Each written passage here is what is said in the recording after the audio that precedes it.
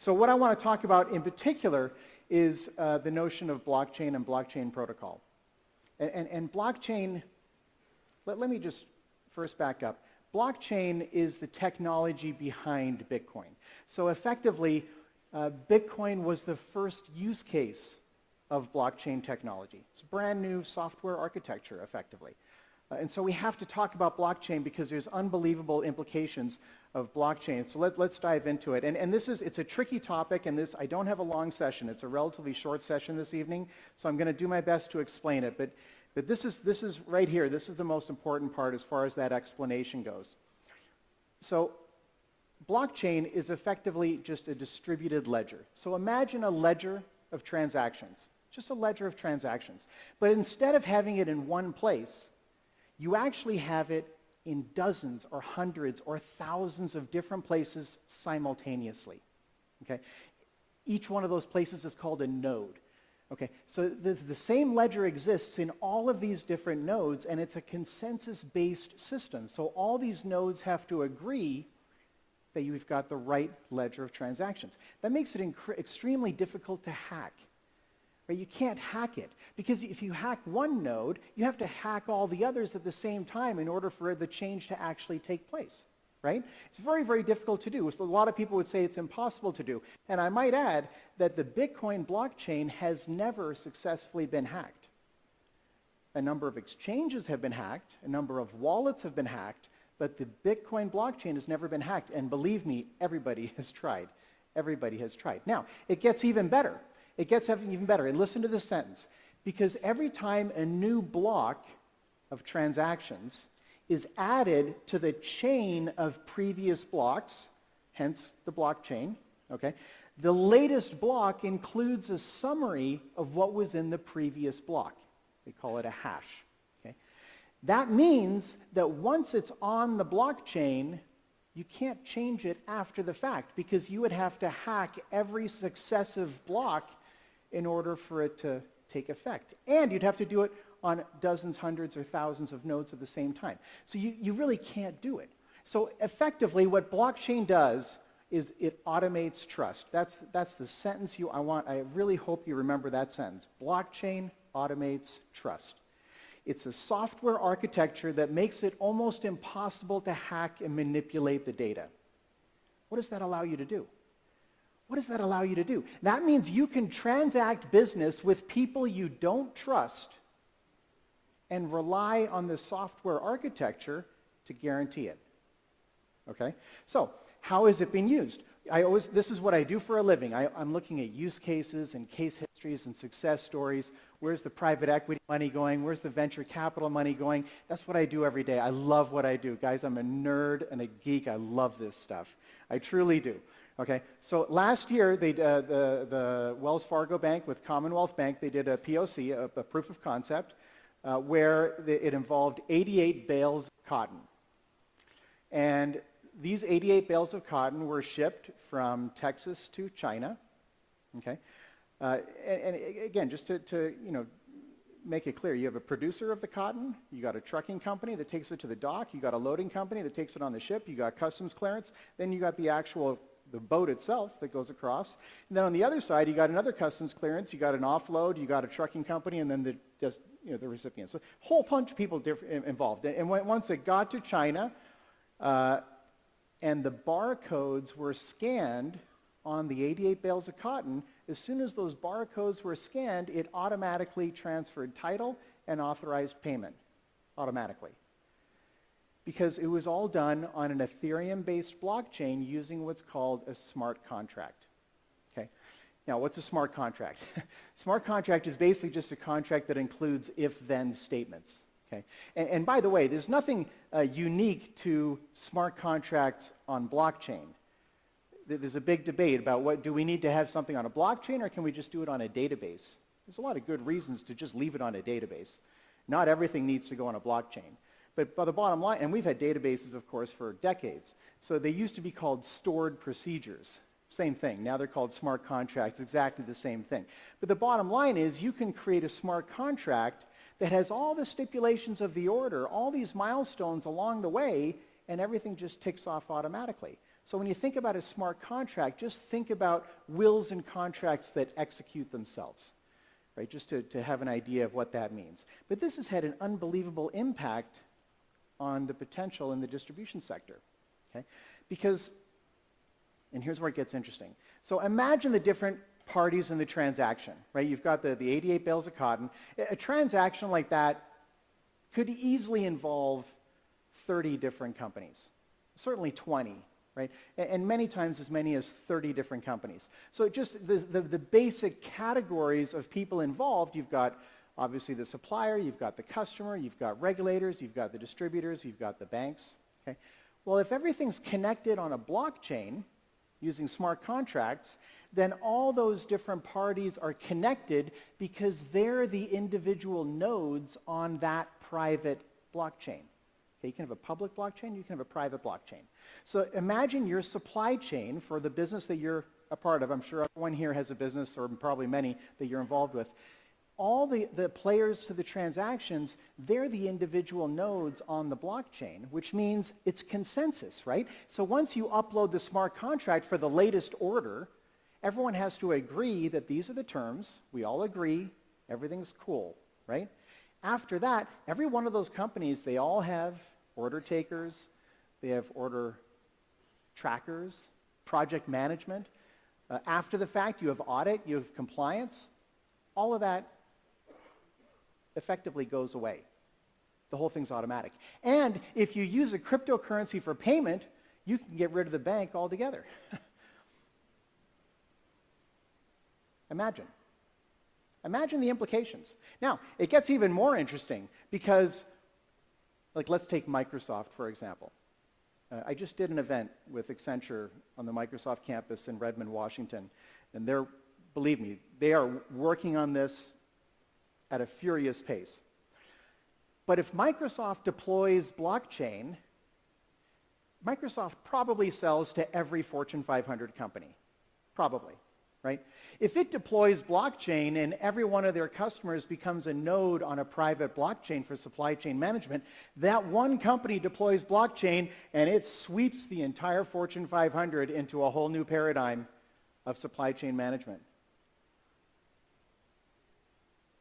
It's going to happen. Might not be Microsoft, might not be this week, next month, this year, next year. We don't know when it's going to deploy, but someone's going to do it. Someone's going to do it. And when that happens, the entire supply chain management process shifts with enormous efficiencies that are available, right? Because the administrative functions there's a lot of efficiencies, so you can take a lot of that administrative functions out. Now, it doesn't stop at supply chain management. There's all kinds of different use cases for a blockchain. If you have a system, a software architecture that guarantees or automates trust, then you can use that in product licensing, you can use that in digital identity, digital rights, right? You can use that in the GDPR, which is the General Data Protection Regulation, which was adopted by the EU last year. It goes into effect this year. And of course, every global company is going to use that GDPR framework for all of their data across the entire world, because it just makes sense. If you're going to do it in one place, you may as well do it system-wide. And you can use blockchain for elements of that. Now, with the EU in mind, remember I said once something's on the blockchain, you can't take it off. Remember? Once it's on the blockchain, you can't take it off. That represents a problem with the new regulations in Europe with regard to the right to be forgotten. The right to be forgotten, which means you have to be able to take someone off of the network, which is a stumbling block. And I don't have an answer for that. I'm just mentioning it as an obstacle that they're trying to figure out right now. How do we accommodate the right to be forgotten in a blockchain architecture? But the bottom line is, with all these use cases and many others, this is going to sweep through the entire economy. This is going to sweep through every industry sector is going to be affected over a period of time with blockchain. So getting back to Microsoft, they just introduced their COCO framework, which is on the Azure platform. That's an enterprise-scale blockchain solution. So they are aggressively going after this, and that COCO framework right now is processing at a rate of 1,600 transactions a second, which is quite low. For example, if you wanted to accommodate Visa, you'd have to be closer to 5 million transactions per second instead of 1,600. So there's a latency problem. which makes sense. By the way, go back to the comparison of a database versus blockchain, right? Well, you're always going to have higher performance on a database. It's in one place. So the performance is going to be much higher. Right? As soon as you go on a blockchain, you got to update all these nodes every single time. It takes time, so there's latency issues. It's hard to get it up to speed. It's going to improve. But I want to try and provide as much context as I can so you guys see the nuances of what the developers are trying to figure out. But there is a gold rush taking place. And there is a gold rush that we are going to continue to witness over the coming years because the technology is truly revolutionary. And it's transformational. I live in the San Francisco Bay Area. I'm sure probably many of you have been there for one reason or another. And there's a common saying, of course, we had the California Gold Rush, which was in 1849. And the question that everyone always asks is, who profited the most? I'm sure you've heard this before. It's the guys who sold the shovels. It's the guys who sold the shovels. They made the most. And so companies like Accenture and McKinsey and Deloitte and IBM and Microsoft and a host of others, they're going to capitalize on this blockchain revolution. But the bottom line is that corporate America and global 500, global 1000 has a very real incentive to deploy blockchain as a way of squeezing additional efficiencies out of the system. So it's going to come. It's going to come. And Accenture, by the way, was integral in the development of Ripple. And Ripple is another cryptocurrency. So let's just talk about that for a second. There are hundreds of different cryptocurrencies. Bitcoin is the biggest one, but even there's been some forks. So you have Bitcoin Cash and a number of others. You got Ethereum, Litecoin, all these, Ripple, Monero. So Ripple was specifically designed to facilitate international remittances and cross-border payments between banks. Okay? Accenture was integral in the creation of Ripple, headquartered in San Francisco, by the way. But international remittances is a fascinating business because countries all around the world, primarily in the developing world, right? It's not so much in the developed countries like Europe and Japan and the United States and Canada and New Zealand and so on. But in the developing world, so think the Philippines or Mexico or indeed India, have literally receives billions of dollars that come in from expats who have jobs in developed nations like Germany or United States or Canada. They send money home. They send money home. And how does that money get home? In many cases, it's sent by Western Union. Not in all cases, but in many cases by Western Union. And the fees are enormous. The fees can be as high as 10%. So imagine, I live in America, so I'm more familiar with the statistics on Mexico just by proximity. But Mexico receives $25 billion a year in remittances, approximately. And if you think the average fee to transfer that money, let's say it's closer to 8%, do the math on that. 8% of $25 billion, they got a $2 billion annual incentive to figure this out. And the government of the Philippines right now is working furiously to develop a blockchain solution to allow those remittances to come home with far lower fees. So this is an interesting dichotomy because quite often new technologies, they start in the developed world and then they propagate into the developing nations, right? But it's inverted here, because there's a direct incentive for the developing nations to develop it first. They have a bigger incentive. So it's a very interesting case because they say that disruptive innovation generally caters to the least profitable market segment first. Think about this, really interesting. The people that everybody ignores. Think about your business. Think about the customers you hate. They're such a pain. They have no money. They can't afford what you sell. It's almost easier to not service those customers at all. One day, someone's going to cater to those customers, and if they do it well, it can sweep through the entire system. And that's why all these executives get caught off guard. That's why disruptive innovation is so disruptive, because people don't see it coming, because it comes from the bottom up. Well, blockchain is doing that in the developing nations right now, right? With countries all over the world developing this type of technology. I'll give you some examples in a second. It's absolutely fascinating. But a number of banks have already come on board to facilitate Ripple, to use Ripple for cross-border payments. Blockchain has also been used by Barclays to trade derivatives in the stock markets, which is a lower volume portion of the equity markets. The insurance industry has huge incentives. 5 to 10% of insurance claims are fraudulent. So you have all kinds of interesting startups coming up, like Everledger, which is looking at reducing risk and fraud using blockchain technology. Another similar startup is called BlockVerify, which actually started with the transfer of diamonds and precious metals and precious stones, but they're now diversifying into all kinds of other areas as well because blockchain caters to that. There's really fascinating use cases in the land ownership space. This photograph is actually from Colombia, where just in the last couple of years, the negotiations with the FARC rebels revealed unbelievable clouds of title and duplicate title where people were literally selling land that they didn't even own because the title was so poorly organized. And this is a problem around the world where many people who own property, they have clouds on title. It's a perfect use case for blockchain technology, right? Companies like Tradle are using blockchain in the Know Your Customer space to verify customer identity.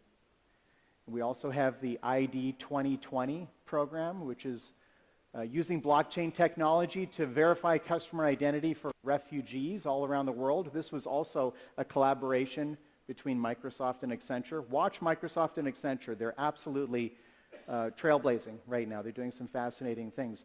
But this is a very interesting case. What they've built is an opportunity for people to biometric database so people can verify their identity with nothing more than a smartphone using a blockchain infrastructure. Now, what does that sound like? That sounds a lot like the ADHAR program, right? Now, the ADHAR program is not on the blockchain. It should be. It's a perfect use case. It's a perfect use case for the blockchain. So why wouldn't it be on the blockchain? Well, there's something we have to take a look at, and it's integral to blockchain. Blockchain, by definition, is a decentralized infrastructure. Instead of having the ledger in one place, you have the ledger in hundreds or thousands of different places. By definition, it's decentralized. That means you lose some control, right? So there's a transaction taking place. You're going to get some efficiencies, but you're going to lose some control, right? So you keep that in mind when you're thinking about, maybe perhaps how you might use blockchain in your own business. There's a transaction, there's a trade-off that's taking place. Now, the government here in India probably doesn't want to lose control. They want to keep control of the ADHAR network. It makes sense. I'm not criticizing that at all. In fact, I think the ADHAR program is brilliant. What they've done is brilliant. It's better than the Social Security system that we have in the United States as far as identity goes.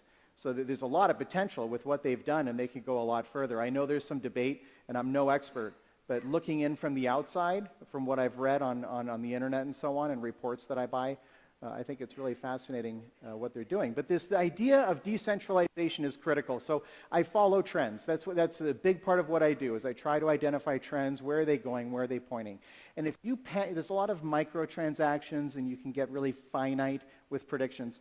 But if you pan out as far back as you can go, one of the primary trends is that we're moving from centralized structures to decentralized structures. This is happening all over the place. Okay, we're moving from centralized to decentralized. One of the best examples is in the media environment. So we used to have centralized media. Today we have completely decentralized media, right? Chaotic media, right? We used to have centralized power. Now we have solar panels on millions of rooftops across the country, across the world. This is a decentralized power generation system. It's a critical difference, very, very different, right? We used to have centralized taxis. Today we have decentralized taxis. We used to have centralized hotels. Today we have decentralized hotels. It's happening all over. We used to have centralized currencies, right, that are managed by central governments all around the world, right, monetary policies. Now we're moving to a decentralized currency. Think about the implications, right? This is I've written some books. My 5th book is coming out next month. It's called Anarchy, Inc. I'm really passionate about this. This is something that's core to my own work. We are moving to a decentralized world. We're moving to a world of anarchy. Now, that has very negative connotations. But the reality is, anarchy just refers to a society that doesn't respect power. It rejects power, right? And we are moving towards that in a lot of different ways, something to keep an eye on. And so when you keep an eye on these things, one of the best ways to look to see where could this go? What could it look like? Well, how is it going to operate in the future? And a good model for that is the open source movement, which started 30 years ago, right? Imagine, and open source, for anyone who's not familiar, I mean, Apache is an open source software, Linux is open source, Drupal and WordPress and Joomla and all these different platforms are open source. They're provided on an open basis through the general public license, okay? But imagine a world of open source everything, right? This is a thought experiment. This is fascinating, okay? Imagine an Uber without the company Uber. It's just a network on the internet through a blockchain with smart contracts where you have drivers, you have people who need a ride, but there's no one in the middle collecting 20%, right? Imagine an Airbnb without the company Airbnb, right? Imagine, and there is, by the way, this is Libre Taxi is an open source equivalent to Uber and Lyft, which already exists. But it goes, you can have all these different examples. Imagine a Skype without the company Skype. Imagine a PayPal without the company PayPal. That's what Bitcoin is. Bitcoin is an open source PayPal without the company PayPal, right? It's a peer-to-peer network. And that's where all this is going, peer-to-peer, without a middleman, disintermediation, taking the middleman out. Right? That's what blockchain is all about. Right? Just recently, the Bill and Melinda Gates Foundation introduced the Mojaloop platform, which is an open source peer-to-peer payment network built on blockchain that accepts multiple different cryptocurrencies and also some fiat currencies and does automatic conversion. Right? And I don't know if this platform is going to gain traction and stand the test of time. We'll see. Jeff Bezos is the founder of Amazon. That guy is brilliant. He said, the only thing that's truly disruptive is customer adoption. If customers don't adopt it, it's not disruptive, right? So we don't know yet if this is going to gain customer adoption, but something like this will gain traction because it's a peer-to-peer network. We already have plenty of examples of this. We have peer-to-peer lending already, right? We have peer-to-peer insurance. We have peer-to-peer charity. These things already exist. These platforms already exist. Peer-to-peer investment. Right? These are the things that could be possible with a blockchain infrastructure. That's why it's so exciting. That's why everyone's gotten so involved in this whole process, is because they see the potential. Right? That's why these cryptocurrencies have become so expensive. Right? Or some are coming back down, right? So here's the Bitcoin price chart. Pretty incredible. And I feel like I have to update this every single day because it changes so much. But one of the reasons that Bitcoin is going up in value is that it's limited to 21 million Bitcoin. So by design, there will never be more than 21 million Bitcoin. Today there's about 16.5 million, 16.3 million Bitcoin. And they're created, there's a whole other story. We don't have time to get into the mining. But although I think there's some people in this audience who are involved in the mining process, I would love to talk to you. It's fascinating what's happening. Now, of course, just in the last couple of days, we've seen it drop again. So I literally made this slide like less than a week ago, and then it dropped even further. So I had to update it manually. And now it's popped back up. It's about 12,600 as of right now. I just checked it before my session. So we've got, with all this excitement, with all this potential, with all this money involved, there's all sorts of venture capital companies that have sprung up investing exclusively in blockchain opportunities. Blockchain Capital is one. Fenbushi is another that's based in China.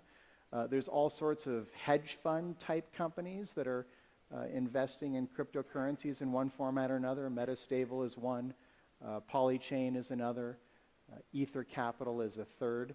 There's a really fascinating model that's called the token fund, which actually is a very interesting model because they invest in a basket of cryptocurrencies and you purchase just a token. So it doesn't actually cost that much to buy one token, and you're buying into a basket of different cryptocurrencies, and they adjust the percentages allocated to each one based on news. And then you have companies like Grayscale, which is the company that developed the Bitcoin Investment Trust, which is an ETF which you can purchase on the open markets. The Bitcoin IRA is something that's happening in the United States. This is it's allowing U.S. investors to invest into cryptocurrencies using vehicles that they're providing, investment vehicles. And it's fast. So right now, ask 100 people, or we just did actually, we asked here, how many people own cryptocurrencies? And I think there might have been between 5 and 10 people who put up their hands, and we have, 500 people here probably, 400 people. So it's a very small number. It's basically 1 or 2% of the population has purchased exposure to cryptocurrencies. What happens when that increases to 10%, 15, 20, 25? Right? The bottom line is that the value of Bitcoin could go much higher. It could also go much lower. It's very, very volatile because there's no actual value. The value of Bitcoin is just determined by how much people are willing to pay for it. That's it. So it's exercise caution, right? But then you also have just a broader FinTech Index. I have some of this in my own portfolio. There's all sorts of vehicles. This is FinTech, so it's not just blockchain. It's also other technologies, but it's in the finance space. It's done very well in recent years. But how do you look forward or get an eye of where the value of Bitcoin might be going? One of the best measures that you can use is the daily transactions of Bitcoin. And it's a public blockchain. So you can go to Google and search for Bitcoin daily transactions. You can find this data very, very quickly. Very easy to find. Are the number of transactions going up or going down? They're going up, but not that quickly. It's one of the reasons why I was skeptical when the price really surged. Because and listen to this. So in these transactions include people buying and selling Bitcoin as speculative investments, right? So how do we isolate the transactions where people are actually conducting commerce? They're buying a coffee, they're buying a Tesla, they're buying a house, they're buying a dress, they're buying something with their Bitcoin, right? If you deduct the trading, the speculative trading of Bitcoin itself from the daily transactions, you'll see that the number of real commerce transactions is flat or even potentially going down a little bit. People aren't using it to conduct commerce, right? The only thing that's truly disruptive is customer adoption, right? If this thing's going to work, people have to start using it. People have to start using it to conduct commerce, to buy stuff, right? And so it's very interesting to look at this chart. I look at it frequently to get an idea of what's happening. Are people using it, right? Now, what are the and I'm going to close here in just 2 or 3 minutes. I'm going to kind of leave on a controversial note or something to think about, and then we'll take some questions. I want to take questions, and we've allocated some time for it. So if you have questions, get to the ladies on the side so we can get those questions answered. But the bottom line is that there are countries, including Singapore, that are working right now to try and put their currency on the DLT, on distributed ledger technology. They want to put their currency on the blockchain. Okay? What would happen then? What happens then? Because now you've got a currency that already is being used by millions of people to buy coffee, to buy gas, to buy food, to buy houses, to buy clothing. And if you successfully put it on the blockchain, it becomes a borderless currency which is available globally. That's an existential threat to Bitcoin. I'm not saying it's going to happen, right? But as leaders, we have to look on the horizon, right? Where are the risks coming from? Both Russia and Venezuela are both looking right now at developing their own cryptocurrencies because it allows them to circumvent international sanctions. okay? Start thinking, right? Where are the threats? Where are the opportunities? Right? That's what we have to look at. When we're investing our money, we have to see what's likely to grow, where are the existential threats, right? Because then we can anticipate where things are going. We are moving to a decentralized world, right? Things are going to get chaotic. It's not necessarily a bad thing. By the way, there was a study recently, or gosh, who was it who said it? I just read this recently. Anyway, Washington University. It was the Olin School of Business at Washington University was anticipating that 40% of Fortune 500 companies are going to be bankrupt in the next 10 to 15 years. 40%. So what does that mean? Right? When people talk about disruptive innovation, they instinctively go to a defensive posture. Who's going to eat my lunch? Right? Do the other way around.